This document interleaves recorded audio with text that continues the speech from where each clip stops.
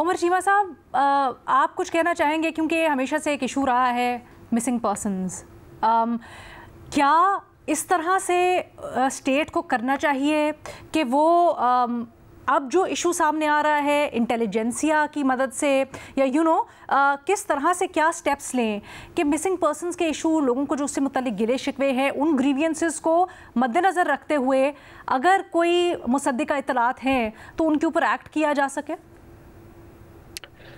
پلینا، ایک تو بگٹی صاحب کا شکریہ. میرے اہل سرفراز بگٹی صاحب اور انوار کاکڑ صاحب، بلوچستان سے مجھے یہ دو آوازیں سننے میں آتی ہیں کہ جب کوئی پنجابی ادھر مارے جاتے ہیں تو بہت سارے پنجابی دانشور جو ہیں وہ بھی ایک مہمسے کا شکار ہو جاتے ہیں کہ ہم کس کو کنڈیم کریں. لیکن یہ بڑا واشگاف الفاظ میں ان کو کنڈیم بھی کرتے ہیں اور جو باقی قومیتوں کے لوگ بلوچستان میں ان کو اون بھی کرتے ہیں. جو آپ کا سوال ہے محرومیوں کے حوالے سے، دیکھیں ایک جو فرق ہے نا ٹیررزم میں اور انسرجنسی میں، ٹیررزم میں اگر آپ لیڈرشپ کو ایلیمنیٹ کر دیتے ہیں تو ایسا ایسا وہ مسئلہ بہتر ہو جاتا ہے. جو انسرجنسی ہوتی ہے نا، اس میں ایک جو ایڈڈ فیکٹر ہے وہ یہ ہوتا ہے کہ لوگ بھی ان کے ساتھ ہوتے ہیں، وہ ایک نیریٹو کو بائی کر رہے ہوتے ہیں. ہوتا یہ ہے کہ جو ایک تاثر پیدا کیا جاتا ہے نا، وہ تاثر کو یہ لوگ جو ہیں اس کو دن بدن یا وقت کے ساتھ مضبوط کرتے ہیں. اور یہ جو اس کا یونیورسٹی سے کوئی تعلق نہیں ہے. یونیورسٹی کی ہم تب بات کریں کہ اگر کوئی کریٹیکل تھنکنگ پہ جائے. ہوتا یہی ہے کہ جو ایک چیز اسٹیٹ کے اگینسٹ بھی جا رہی ہوتی ہے، لوگ اس کو زیادہ اس تاثر کو ری انفورس کرتے ہیں. یہ حکومت کے لیے چیلنج ہے. پہلے بات ہوتی تھی وسائل کی بلوچستان میں، ابھی جو ہے ان کا بجٹ سرپلس ہو جاتا ہے. اگر آپ سندھ میں بھی جائیں نا تو اندرون سندھ میں آپ کو پتا چلے گا کہ جو بچے ادھر سے کالجز سے نکلتے ہیں، ہو سکتا ہے کہ 70% جو ہیں وہ سندھی نیشنلسٹ ہوں. ایک فرق جو بلوچستان میں اور سندھ میں مجھے نظر آتا ہے وہ یہ ہے کہ ادھر کوئی ان کو علیحدگی کے لیے اکسانے والا نہیں ہے. ادھر بلوچستان میں ایسے لوگ موجود ہیں کہ ادھر نیشنلزم ہے لیکن اس کے ساتھ ساتھ وہ ان کو سلوشن جو دیتے ہیں وہ یہ دیتے ہیں کہ ہم علیحدہ ہوں گے تو ہمارا مسئلہ حل ہوگا. تو لہٰذا یہ عوام کو ان سے کس طرح ڈس ایسوسیٹ کرنا ہے، اس تاثر کو کس طرح ختم کرنا ہے، یہ اب جو ہے یہ ایک جو موجودہ گورنمنٹ ہے، سرفراز بگٹی صاحب ہیں، ان کے لیے یہ ایک بہت بڑا چیلنج ہے کہ یہ تاثر جو ہے اور یہ دہائیوں پر مبنی تاثر ہے، اور اس کو ختم کرنے کے لیے کیا اسٹریٹجی ہے. ایک طرف تو ایسے لوگ جو ہیں ان کی کمر ٹوٹنی چاہیے کہ جو اس طرح کے تاثر کو ہوا دیتے ہیں، جو علیحدگی پسندی کی بات کرتے ہیں، اور دوسرا عوام کو ان سے کیسے ہٹایا جائے، عوام کے دل کیسے جیتے جائیں تاکہ وہ ان کے پروپیگنڈا میں نہ آئیں.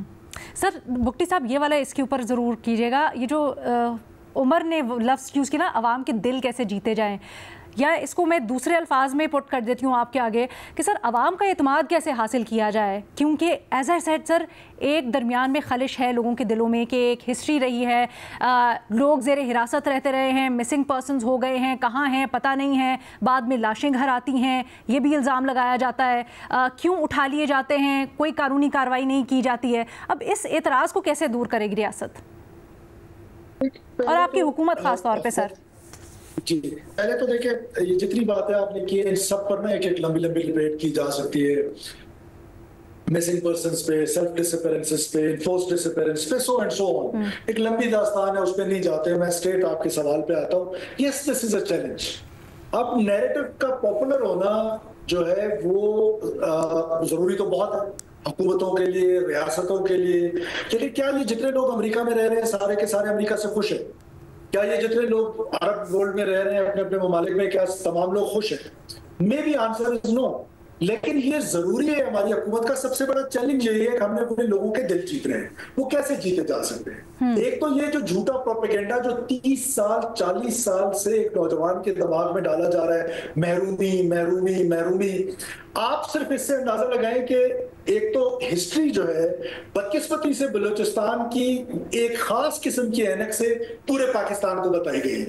جو جینون ہسٹری ہے وہ جینون ہسٹری تو کبھی بتائی نہیں گئی ہے کہ سچ کیا ہے اور جھوٹ کیا ہے. میں سینکڑوں مثالیں آپ کو دے سکتا ہوں کہ جس پہ جھوٹ بولا جاتا ہے جو سچ نہیں ہے. جیسے پاکستان کی شمولیت، بلوچستان کی شمولیت پاکستان میں سراسر جھوٹے انداز میں سینئر لیول پہ بیان کی جاتی ہے. ہم نے سیمینارز میں سنی، ہم نے ٹی وی پروگرام میں سنی. I don't want to name anybody، لیکن میں چیلنج کرتا ہوں کہ وہ جھوٹ ہے، اور میں اس چیلنج پہ کسی بھی ٹی وی چینل پہ مناظرے کے لیے تیار ہوں. اب ہوتا کیا ہے کہ یہ ساری ریزنز ہیں. اب وہ بچہ یا نوجوان وہ ڈس انٹیگریٹ ہوا ہے, واپس لانا اور نیریٹو کو پاپولر بنانا بڑا مشکل کام ہے. لیکن اس کے لیے جو بنیادی چیز ہے, سب سے پہلی چیز ہے گڈ گورننس, کرپشن کا روک تھام. یہ وہ چیزیں جو کمپلیمنٹ کریں گی ریاست کو, کمپلیمنٹ کریں گی اسٹیٹ کو, اور اس کے لیے آپ کی حکومت کاوش کر رہی ہے, کوشش کر رہی ہے. میں کوئی دعویٰ نہیں کر رہا ہوں کہ آل آف سڈن ختم ہو سکتی ہے, لیکن آج کم سے کم میریٹوکریسی بلوچستان میں پروموٹ ہو رہی ہے. آج تاریخ میں پہلی دفعہ ڈپٹی کمشنر اور ایس پیز جو ہے وہ میرٹ پہ پوسٹ ہو رہے ہیں, سیکرٹریز میرٹ پہ پوسٹ ہو رہے ہیں. یہ after long time we are witnessing these changes.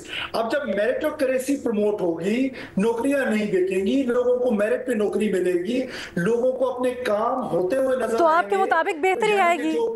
لیکن بگٹی صاحب لیکن تنقید تو یہ بھی ہوتی ہے کہ بلوچستان میں جو عوام کے حقیقی نمائندے ہیں وہ تو آتے نہیں ہیں.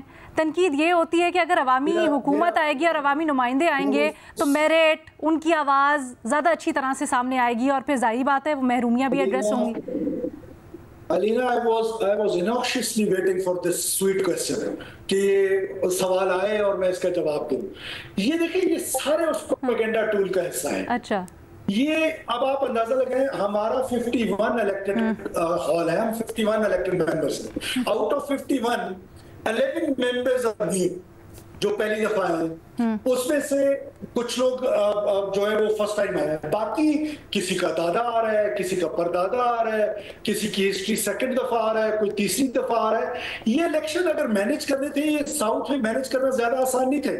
ڈاکٹر عبد المالک بلوچ صاحب تربت سے نیشنلسٹ ہیں, وہ اسمبلی کا حصہ ہیں. رحمت بلوچ صاحب اسمبلی کا حصہ ہیں. فلن بلوچ صاحب اسمبلی کا حصہ ہیں.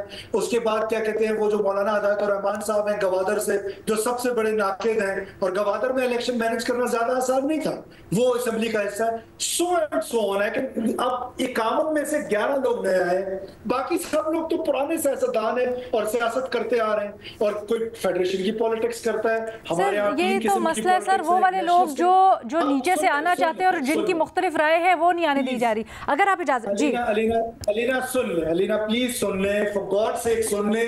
یہ ایک ایسا آرگومنٹ ہے جو صرف پروپیگنڈا ٹول ہے, جس کو ریاست کے خلاف بھی استعمال کیا جاتا ہے, حکومت کے خلاف بھی استعمال کیا جاتا ہے. کیسے؟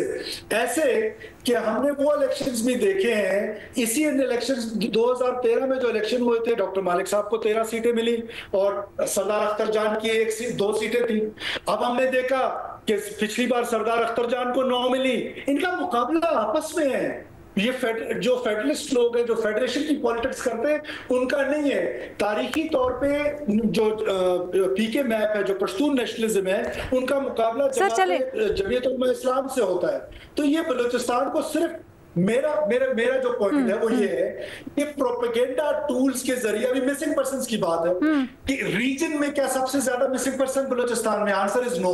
پاکستان میں سب سے زیادہ مسنگ پرسن بلوچستان میں. سر وہ زیادہ کم کی تو لڑائی نہیں ہے نا سر, جہاں پر بھی ہے ہم تو ہر جگہ کے لیے آواز اٹھاتے ہیں, چاہے وہ بلوچستان ہو یا یہاں ہو. ہم یہاں کی محرومیوں کی بات کریں.